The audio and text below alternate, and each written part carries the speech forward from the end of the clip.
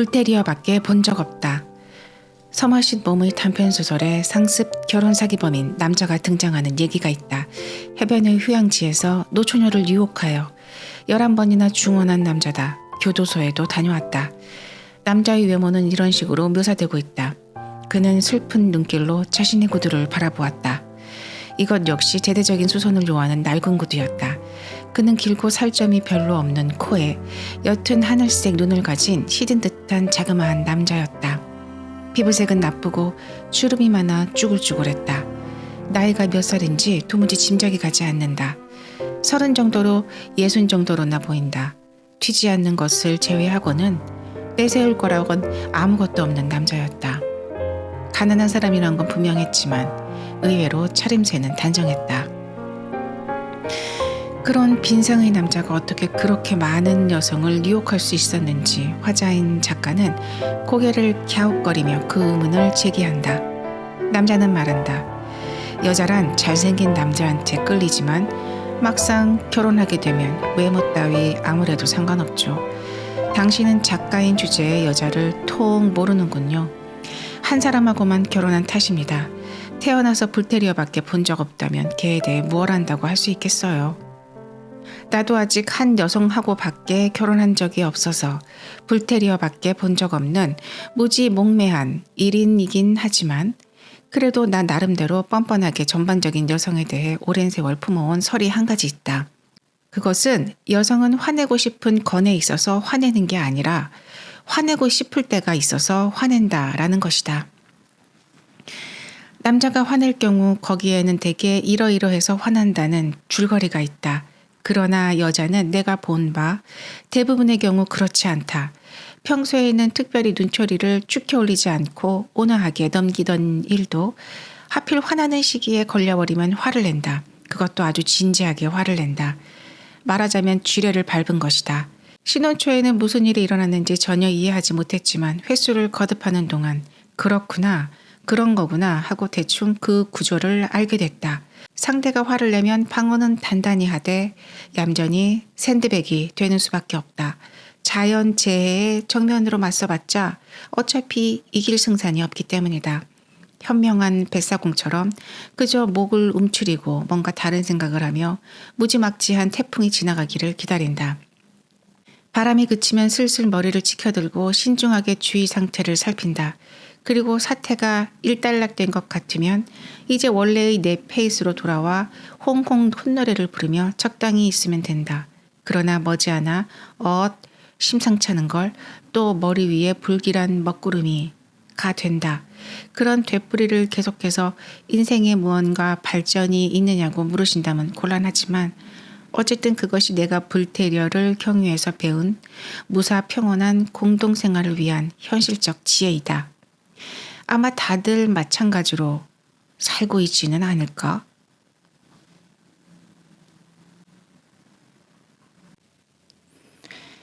사랑은 가도. 친절심이라는 말이 있다. 운치 있는 말이지만 외국어로는 옮기기 어렵다. 그는 친절하다라는 표현과 그에게는 친절심이 있다라는 표현의 차이를 외국인에게 설명하려 했지만 제대로 못한 적이 있다. 알기 쉽게 설명해도 좀 다른 걸 싶은 뉘앙스의 차이가 남는다. 친절심이라는 말을 들으면 생각나는 이가 있는데 아를랑 윌리엄스라는 미국 사람이다. 직업은 은행 감사관으로 46살에 세상을 떠났다. 직접 만난 적은 없지만 1982년 1월에 워싱턴 DC에서 에어 플로리다 항공기가 한파의 악천후 속에 포토맥 강에 추락했다. 충격으로 승객 대부분이 목숨을 잃었지만 6명이 무리로 떠올랐다. 윌리엄스 씨도 그중 한 사람이었다. 구조용 헬리콥터가 기운이 다해가는 그의 옆에 밧줄을 내렸지만 윌리엄스 씨는 옆에 있는 스튜어디스에게 차례를 양보했다. 헬리콥터는 잠시 후 되돌아와 다시 밧줄을 내렸으나 그는 또 다른 여성에게 차례를 양보했다. 저녁 무렵의 혹한에 수면이 얼어붙기 시작했고 헬리콥터가 다시 돌아왔을 때 그곳에는 이미 윌리엄스 씨의 모습은 보이지 않았다. 차가운 수온을 견디지 못했던 것이다. 강에 떠있던 6명 가운데 돌아오지 않은 단 한 사람이 되었다. 윌리엄스 씨의 사후 그의 선행을 기려 사고 현장 근처의 다리는 아를랑 윌리엄스 교라고 개명되었다. 그의 영웅적인 행동에 전 세계가 감동했다. 나도 물론 감동했다. 하지만 개인적인 생각인데 그것은 영웅적이라기보다 오히려 친절심 문제이지 않았을까?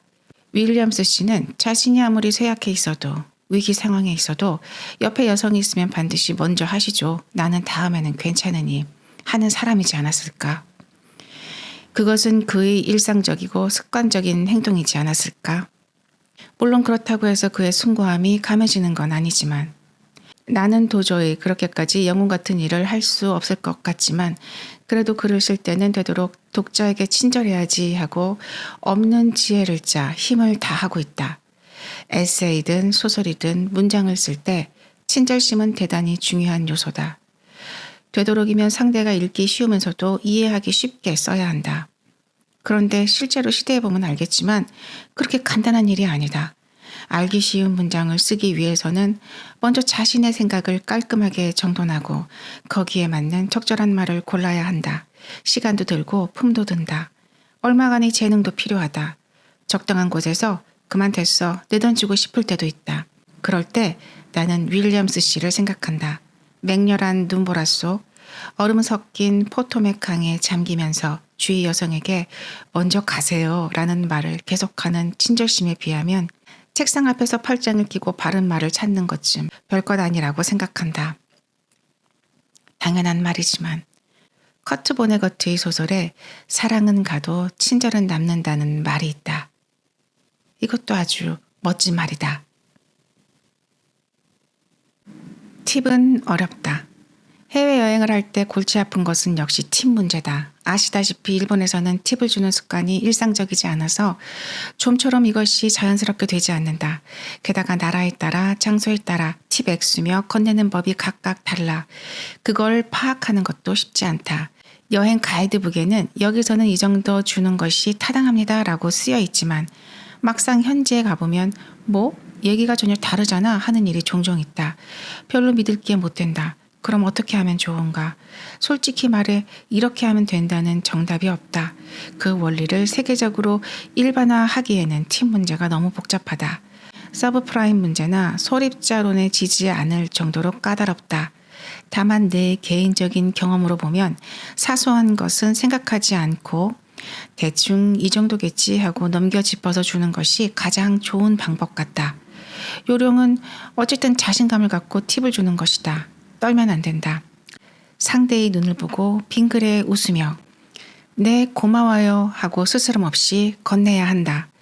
짐 나르는데 도움을 받았을 때는 적당한 액수의 동전을 미리 주머니에 준비해 두었다가 얼른 손을 집어넣어 별다른 확인 절차 없이 꺼내준다. 그런 기세가 상당히 중요하다. 일일이 돈을 세어본 뒤 건네면 분위기가 무거워진다. 팁이라는 것은 기본적으로 기분 문제이니 자신감을 갖고 자연스럽게 꺼내 자연스럽게 건넨다. 그것밖에 없다. 액수가 타당한가 어떤가는 잘 모르겠지만 이쪽이 외국인이니까 그런 점은 너그럽게 봐줄 수밖에 없다. 다만 내 경우 한 번은 오른쪽 주머니와 왼쪽 주머니를 혼동해 팁을 너무 많이 준 적이 있다. 상대는 몹시 기뻐했지만 일단 건네고 나면 잘못 줬는데 다시 주세요 라는 말을 하기 어려우니 그런 일이 없도록 충분히 주의해야 한다. 해외여행이라는 것은 그렇잖아도 힘들다. 팁 같은 건 좀 없으면 좋을 텐데 라는 생각을 종종 한다. 그런 점에서 일본은 편하고 좋다. 그런데 관점을 조금 바꾸어 생각해보면 팁이라는 것은 실제로 눈에 보이는 형태로 이쪽에서 저쪽으로 돈이 이동하는 것이니 이해하기 쉽다면 쉽다. 어떤 의미에서는 인간적이라고도 할 수 있다. 내가 실수로 팁을 너무 많이 준 호텔 종업원은 그 돈으로 자식에게 케이크를 사주었을지도 모른다. 오늘 일본인 손님에게 팁을 넉넉히 받아서 아빠가 선물을 사왔다 라고 말하면서 거기에 비해 우리가 강제적으로 내는 소비세나 서비스료가 어디로 흘러가서 어떤 식으로 쓰이는지 아마 전문가도 정확하게 파악하지 못하지 않을까? 그렇게 생각해보면 어느 쪽이 이치에 맞는 건지 쉽게 결정하기 힘든 부분이다. 어쨌든 팁 문제는 이렇게 어렵다. 가까운 미래에 해외여행을 계획하고 있는 당신. 부디 잘 극복하길. 모릅니다. 알지 못합니다. 소설가가 되길 잘했다고 생각하는 이유는 날마다 출퇴근을 하지 않아도 되고 회의가 없기 때문이다. 이 두 가지가 없는 것만으로도 인생의 시간은 대폭 절약된다. 세상에는 혹시 통근과 회의를 몹시 좋아하는 사람이 있을지도 모르지만 나는 그렇지 않다. 당신도 아마 그렇지 않죠? 한 가지 더 소설가가 된 기쁨을 절실히 느낄 때는 솔직하게 모릅니다 라고 말할 수 있을 때다. 예를 들어 장래 일본 산업 구조를 세련화해야 한다는 것은 무슨 뜻인가요? 라든가 포스트 모더니즘의 기본 정신이 뭐라고 생각하시는지요? 하고 누군가 질문해도 죄송합니다. 그런 건 난 모릅니다. 한마디로 끝낸다. 만약 내가 텔레비전 방송 패널이나 대학 교수였다면 그렇게 간단히 모릅니다라고 할 수 없을 것이다. 무엇을 물어도 일단은 그럴듯하게 대답하지 않으면 입장이 난처해진다. 그러나 소설가에게 나 같은 소설가에게라는 말이지만 무지는 특별히 부끄러운 게 아니다. 아무것도 몰라도 소설만 재미있게 쓰면 그걸로 그만이다. 심지어 그런 것 하나도 몰라요 하고 자랑하는 것도 가능하다. 이런 자세가 통하는 직업은 아마 좀처럼 없지 않을까. 이건 뭐랄까 정말로 좋다. 내가 모르는 것을 까놓고 모릅니다 라고 말할 수 있는 것만큼 편한 일도 없다. 그것만으로 수명이 5년 반 정도 늘어날 것 같다. 그렇지만 나도 옛날에는 그렇지 않았다. 중학생 시절 조금이라도 많은 지식을 익히고 싶어서 백과사전을 처음부터 끝까지 독파한 적도 있다. 그런 무모한 짓을 잘도 했구나 싶지만 당신은 지식욕이 넘치는 순수한 소년이었던 것이다. 그래서 백과사전을 독파하여 도움이 됐는가 하면 특별히 도움이 된 건 없는 것 같다. 그때 머리에 넣어둔 것은 전부 어딘가 먼 곳으로 빨려 들어가 사라져 버렸으니까.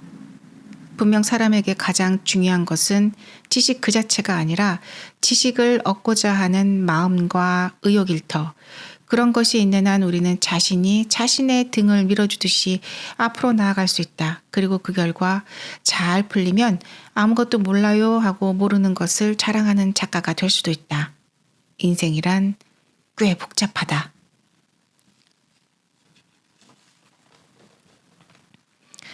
내가 좋아하는 가방. 나는 상당히 여행에 익숙한 사람이라고 생각하지만 그래도 여행에 딱 맞는 가방을 고르는 것은 늘 어려운 작업이다.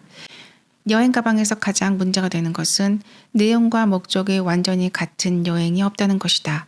일로 가는 여행인가, 놀러 가는 여행인가, 국내인가, 해외인가, 장기인가, 단기인가, 둘이 가는가, 혼자 가는가, 이동이 많은가, 적은가, 노트북을 갖고 가는가, 갖고 가지 않는가, 재킷과 넥타이는 필요한가, 각각의 사례마다 짐 내용이 달라지니 그걸 담을 가방도 당연히 달라진다. 어떤 짐이든 부족함 없이 다 들어갑니다.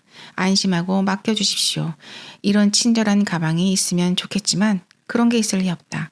얘기하자면 길지만 여행 가방에 한해서는 내 인생은 그야말로 시행착오의 연속이었다.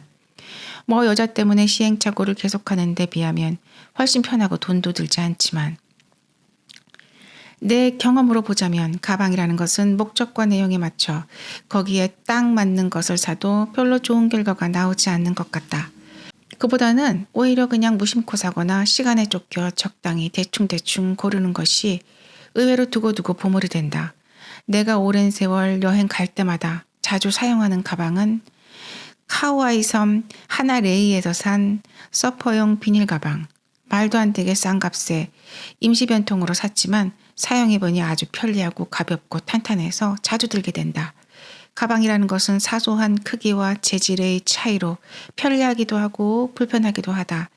실제로 사용해보지 않으면 절대로 모른다. 한 개 더, 로마에서 충동 구매한 세련된 가죽 숄더백. 이것은 특별히 편리한 건 아니지만 단순하고 디자인이 훌륭하다. 1박짜리 국내 여행에 적합하다. 포터에게 곧잘 가방이 멋집니다 라는 칭찬을 듣는다.